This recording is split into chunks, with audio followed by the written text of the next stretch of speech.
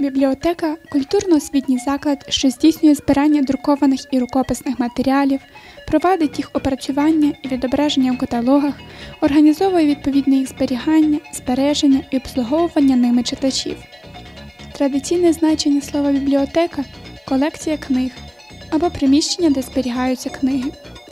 У Луцьку, до послуг школярів, є досить велика кількість бібліотек у різних мікрорайонах міста.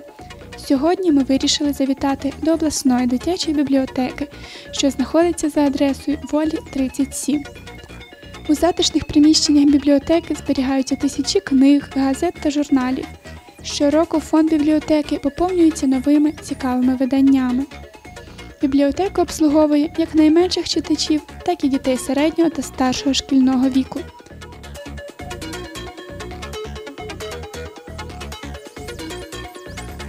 Уважні працівники бібліотеки завжди готові допомогти читачам. Звернувшись до бібліотекаря, вам допоможуть підібрати потрібну літературу, запропонують статті з певної тематики у газетах та журналах.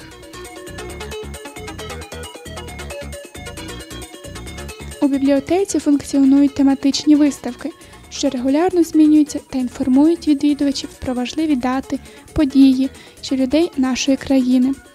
Тут також знайдете мистецький відділ, де зібрана велика колекція літератури, присвяченої музиці, образотворчому мистецтву, архітектурі, театру та кіно.